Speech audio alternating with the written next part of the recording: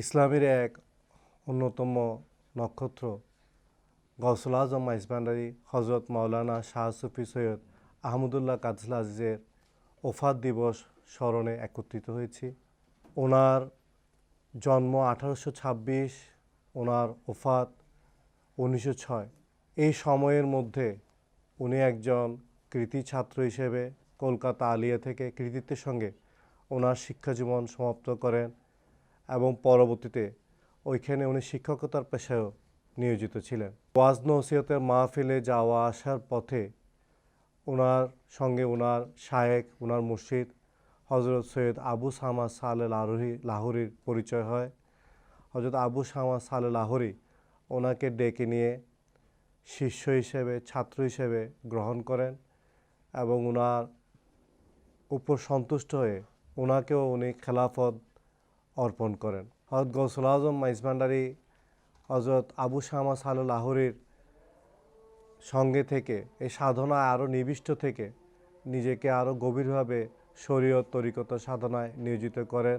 তরিকতের উচ্চ সম্মান, উচ্চ মর্যাদা উনি অর্জন করেন এবং ওনার এই চর্চা করতে গিয়ে ওনার যে জ্ঞান, যে উপলব্ধি অর্জিত হয়েছিল তার আলোকে উনি একটা সাধন পদ্ধতি তৈরি করেন, যেটাকে বলা হয় উসুলে সাবা বা সপ্তকর্ম পদ্ধতি।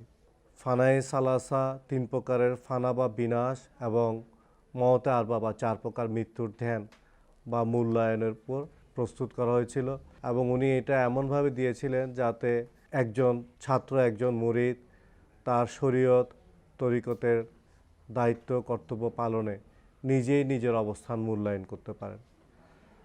ইতিমধ্যে এই সপ্তকর্ম পদ্ধতির উপর মাইজভান্ডার দরবার শরীফের বর্তমান সময়ে যিনি হানাফি মজাব সুন্নতে আজমা বিধি ফতোয়া মতে মনোনীত সাজ্জাদানশীন আলহাজ হজরত মাওলানা শাহ সুফি সৈয়দ এমদাদুল হক মাইজভান্ডারী, ওনার কর্তৃক প্রতিষ্ঠিত দারুল ইরফান রিসার্চ ইনস্টিটিউটের মাধ্যমে এই উসুল সবার উপর ইতিমধ্যে একটি স্মারক গ্রন্থ প্রকাশিত হয়েছে।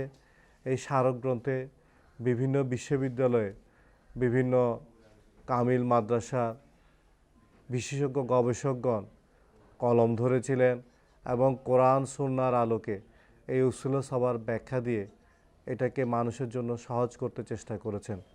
এই উসুল সবাটা উনি যারা তরিকা গ্রহণ করেন নাই, এমনকি যারা হয়তো ইসলাম ধর্মের অনুসারী হন নাই, তাদের জন্য একভাবে উন্মুক্ত করে দিয়েছেন। ইসলামিক শরীয়তের পাশাপাশি যারা মাইজভান্ডারী তরিকায় বায়াত নিয়েছে, জিকির আজকার করি, আমরা আমাদের জিকির আজকার এবং শরীয়তের দায়িত্ব পালনে নিজেকে আরও মূল্যায়ন করতে পারার জন্য, নিজেকে আরও উন্নত করতে পারার জন্য এই সপ্তকর্ম পদ্ধতি আমাদেরকে একটা সঠিক পথ নির্দেশ দিবে ইনশাআল্লাহ। আমরা সকলে যাতে করোনার এই বাস্তবতায় স্বাস্থ্যবিধি মেনে সামাজিক দূরত্ব রক্ষা করে নিরাপদ থেকে সকলে সুস্থ থাকতে পারি, পরিবারকে সুস্থ রাখতে পারি, জাতিকে সুস্থ রাখতে পারি, করোনার এই মহামারী থেকে যাতে দেশকে রক্ষা করতে পারি, আল্লাহ আমাদের সবাইকে সে তৌফিক আতা করুক। ও আখিরু দাওয়ানা আলহামদুলিল্লাহি রাব্বিল আলামিন। আসসালামু আলাইকুম ওয়া রাহমাতুল্লাহি ওয়া বারাকাতুহু।